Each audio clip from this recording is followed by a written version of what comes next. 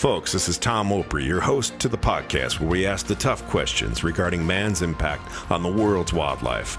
Raw and unfiltered, we strive to help you fully understand the real issues at hand. Our goal, ensuring the world's wildlife and wildlife habitat exists forever. Stay tuned for another edition of Shepherds of the Wild. So, Eric, where are we? What is this place and why are you here? We are in central Montana. We're on our family ranch, Wickens Salt Creek Ranch, and my great-grandfather homesteaded back in 1911 here, and so this is really why I find myself in the middle of Montana ranching. Yeah. So what, 1911, so what did your family, were they always in cattle, or were there some other things that they did, and how did all that work out? It's been a mix of farming, ranching, and then my grandpa and his brother started a construction company, and so it's been a mix of a lot of things. I mean, I guess beyond that, even here, it's been a hunting business. Dad's a gunsmith now. We have a direct-to-consumer beef business. Guest business, so it's been a fairly large variety of different enterprises. What, all right, well, let's talk about, the real reason we're here is we're talking about the land, talking about how you guys use the land and how it works for you. And so tell me, what is the Wickens Cattle Company, and give me some idea of what you guys are trying to do out here. Yeah, so with the ranch, we run a mix of yearling cattle, which are essentially calves that we buy from different people, and we keep them, we winter them, run them on grass for a summer, and then we'll sell them the next fall. And so that's one aspect of it. We raise animals for breeding, and we do cow-calf as well. And so within the cattle business, we have multiple different classes of livestock that sell at different times of the year, into different markets. All right. So talk to me about, what that direct-to-consumer or that restaurant angle you guys have. Most people are cow-calf. They're selling to a market, selling to cows that are not even processed here in Montana. So what did you guys, why are you doing what you're doing, and how did you start doing it? So it was, it really kicked off in 2020 when our other brother, Jason, who lives in Bozeman, he called in March, which was before they kind of shut everything down. But he called in I don't want to say a panic, but he runs a music venue, and he was just trying to think of things that a business to get going on in case his gets shut down, which they did shut him down. So that really kind of kicked us into, really pushed us over the edge. It's something that we've been talking about for quite a while, which I think most ranches do. Like, it's a really natural thing to want to sell what you're producing on your ranch to people, because it's food, and so to get that connection back it's a really, I think, common desire for most ranches, and a lot of ranches are doing it, and they're doing it well. So we've been talking about it for years, but that kind of pushed us over the edge and got us going on it. So what exactly is it? Explain it to me. What's going on? It's so we have animals that we raise here on the ranch.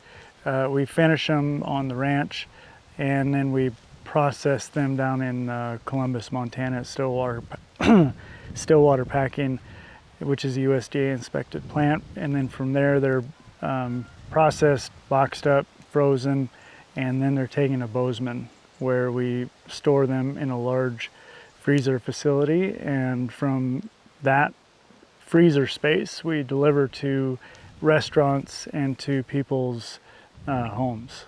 So a unique thing that we do with the direct-to-consumer model is next day delivery to people's homes. So they go on our website, they order whatever they want, and then Monday through Friday, it shows up at their door, and they'll get notifications that it's there, and they can get it. So we really want to make it as convenient as possible, because this is a big hang up with local beef. There's a couple things. Volume's another thing. We offer as little as somebody wants to buy to try it out, all the way up to bulk orders. But we wanted to make it convenient so that people, the ordering process, the easy delivery process, because we're really competing against grocery stores. And if we're asking people to support us and buy from us, we have to work as hard as we can to make sure the quality's there, but also the convenience is there for them. Now, other than that quality, you're talking about convenience and quality, but as I kind of understand it, I mean, there's some, Danielle was talking to me just about the caliber of the chefs that are buying your product, why they're buying it. Could you maybe tell me, a little bit about that? I mean, who are your big customers down there, and why are they buying your product? Yeah, on the restaurant side of things, we have just in no particular order, a lot of great places. We have the Shan restaurant, which they have a fantastic reputation in Bozeman, really high end. The Kimpton restaurants, 1864, downtown Bozeman, has been a fantastic supporter of us and other local people. And then up in Big Sky, the Montage, Cortina are buying from us, as well as, boy, I feel terrible. Lots of the Feed Cafe, and just quite a few other restaurants. Yeah. So why are they buying from you guys? The restaurants in Bozeman are buying from us because we are offering them a consistent, convenient product at a reasonable price point, and that's really high quality. And they keep coming back. I mean, all of those things matter, and they're all nice, but they can get all of those things through the commodity system at a lower cost. But the quality is really why they keep coming back. Is there's something about it. They say the fat is just different, and they really love it. So what do you do with this cattle that makes it unique and different? I mean, what is that process that makes you separates you from the rest of the commodity business? So we take slightly older animals, 2 to 3 year old animals. Are generally open females, and so with that built in, we're getting the highest quality genetics just kind of naturally out of that system. And so, because people, if you're going to keep a female to replace in your herd, you're gonna grab the best animal possible to continue on those genetics. So with that, we're starting with kind of the top end of the pool, and then we let Mother Nature essentially grow them out to about 1,000 pounds, and then we'll take them. So they have a couple seasons of growth on them, and they're essentially done growing. So we're not trying to feed them while they're growing frame and bone and all that stuff, because they're just a little bit less efficient. And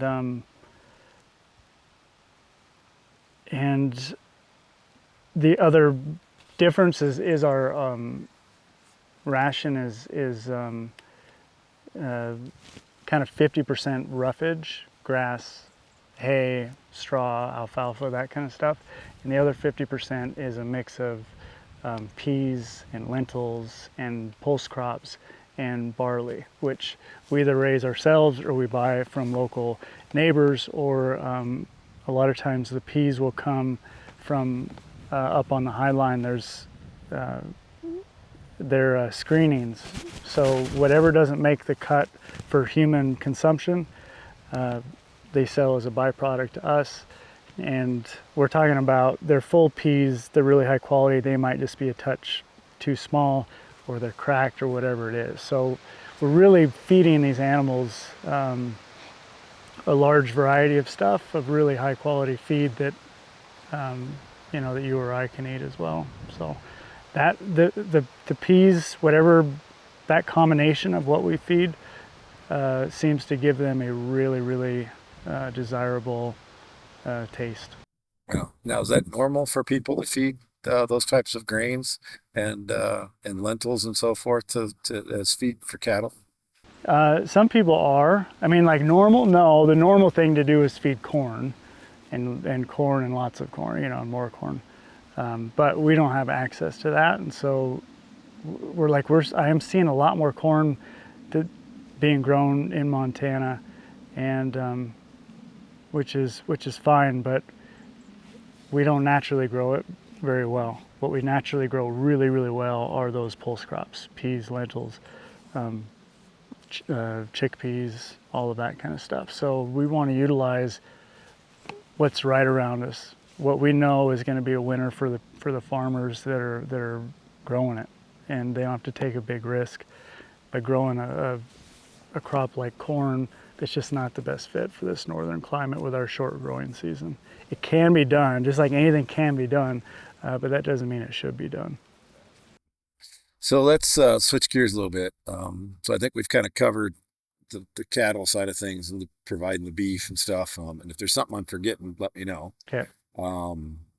But on the Aldo Leopold Award, explain to me, what is that award and why did you guys win it? What did you do to win that award? That's I don't know exactly what, I mean, like. Well, just tell me, what are you being recognized for?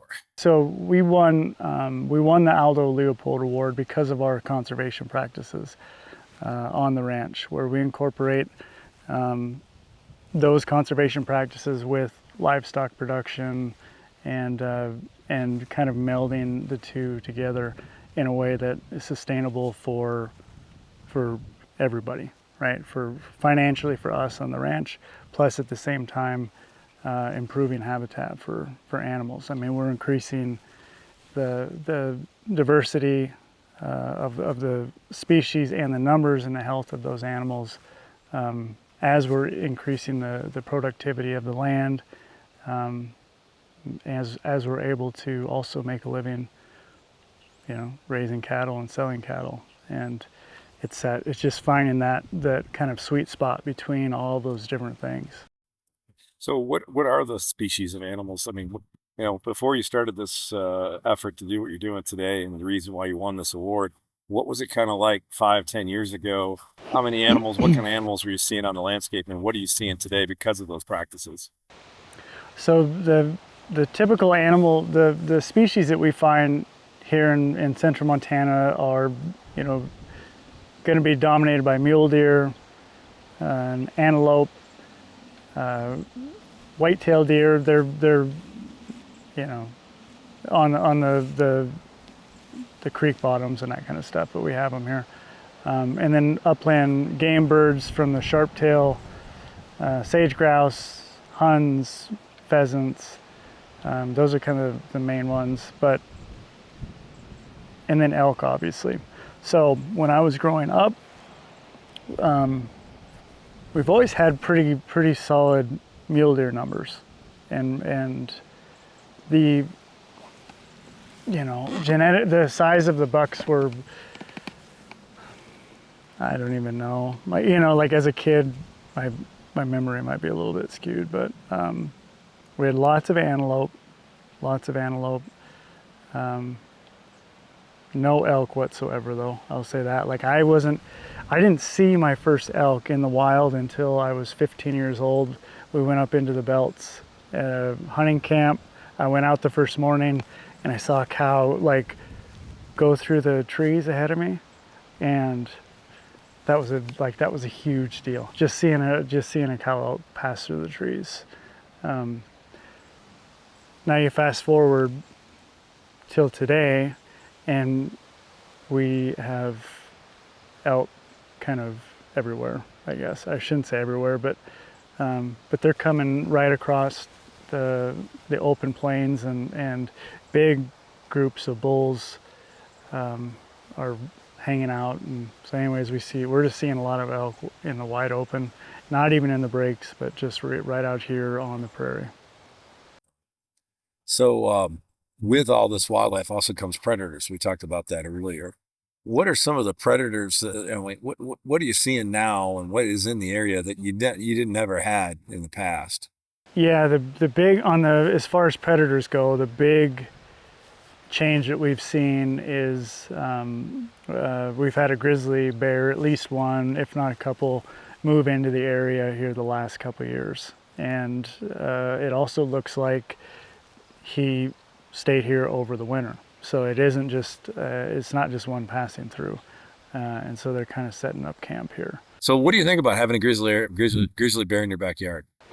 So having a grizzly bear in your backyard it's unnerving, obviously, because they're so powerful. They're predators, right? But it's kind of like we talked before. We live in wild open spaces, and we live in their natural habitat, and so it's not surprising to see them come back as that habitat improves, as the elk herds, as their prey numbers move back out onto the plains.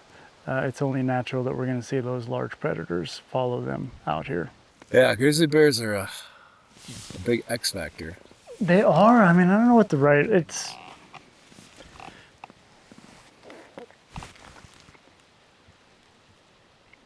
I don't know if there's not a right answer, I guess. Some people would say they were here before we were.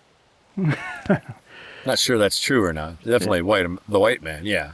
Yeah. But not humans. When we start when we start going back in time, you have to pinpoint a specific time to draw that line, right? So that's where that argument, any argument that starts looking back, because they only want to look back as far as it fits whatever narrative that they've created. So let's talk again about that grizzly bear. What is it like to live with grizzly bears now? So what's it like to live with grizzly bears? I can't even say that we're living with them. I mean, he's in the area. We do know that. So it just makes you think a little bit. A lot of times I'll go run back in the breaks, and it's never crossed my mind to just hop on a trail down through the bottom of the brush and run and have to worry about running into anything dangerous, But now I have to think about it at least, and end up just carrying bear spray. Just have to take a couple of protective measures. When we take the kids hiking back in the breaks, it's the same thing. Like we still go do it and we still enjoy it, but there's just that little thing in the back of your mind that is there, that there's an animal that is big and dangerous enough to take someone's life. So, I didn't ask you about the award. What do you think about winning the award? So I think, what do I think about winning the Aldo Leopold Award?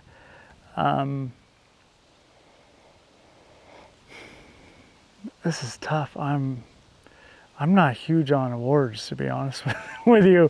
It's definitely an honor, and I say that it makes no difference to me, and it's not about the awards. But once you get them, it's fun.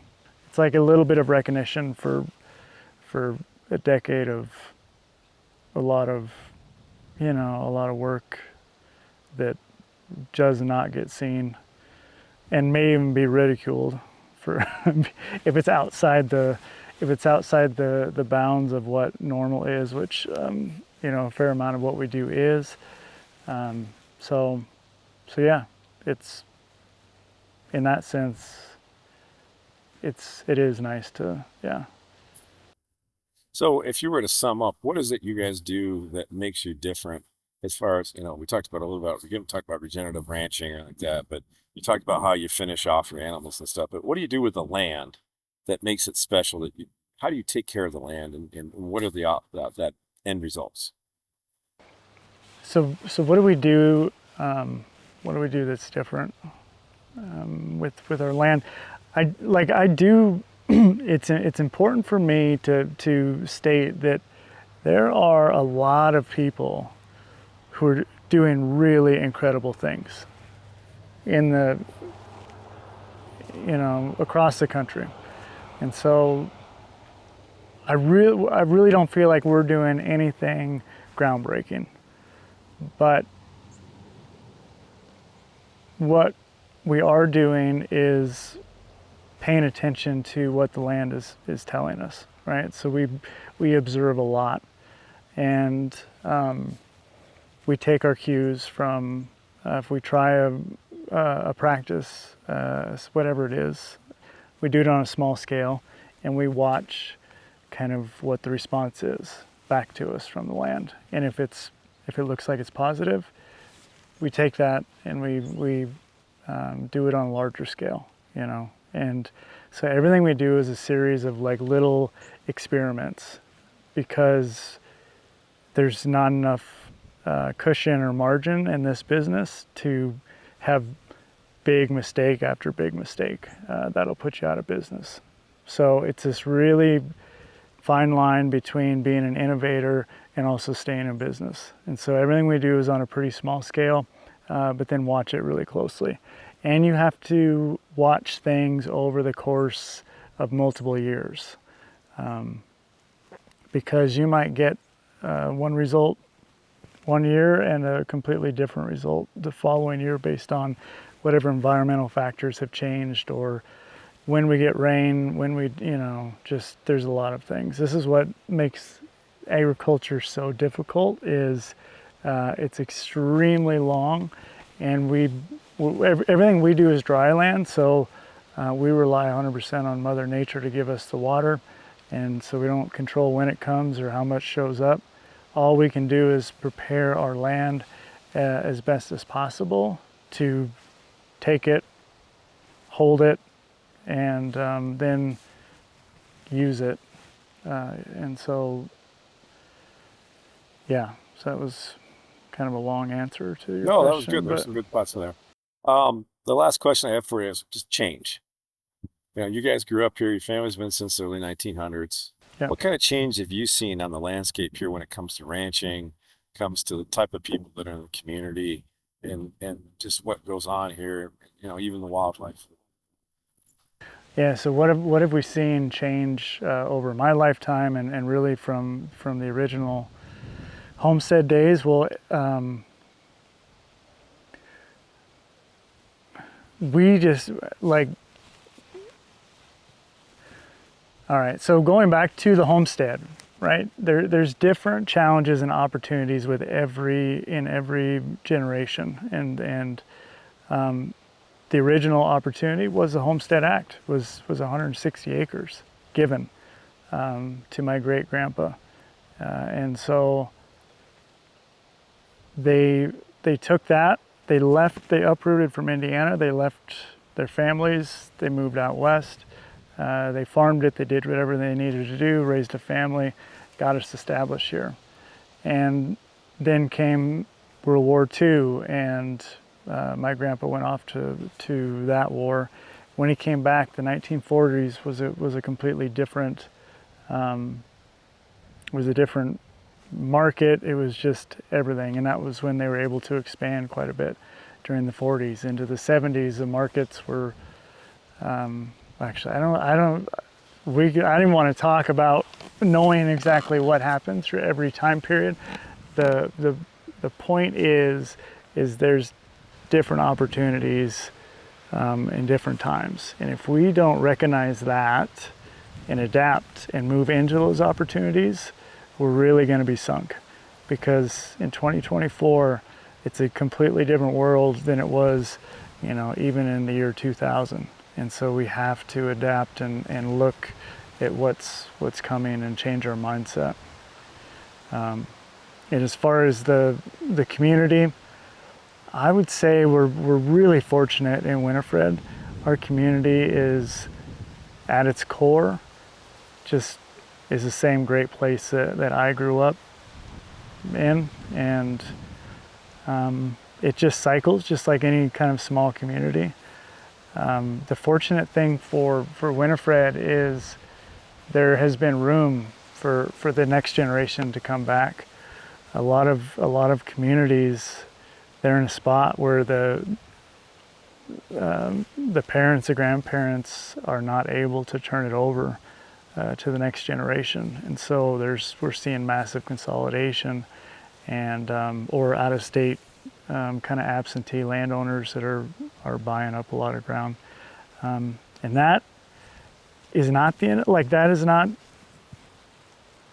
worst thing in the world.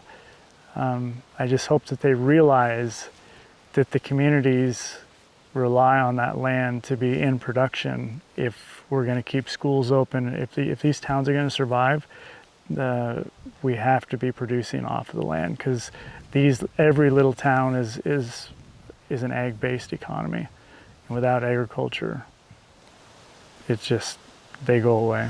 Thanks for listening. You can find this podcast wherever great podcasts live, including on the Shepherds of Wildlife Society website at shepherdsofwildlife.org. Please tell a friend, and let's save wildlife together.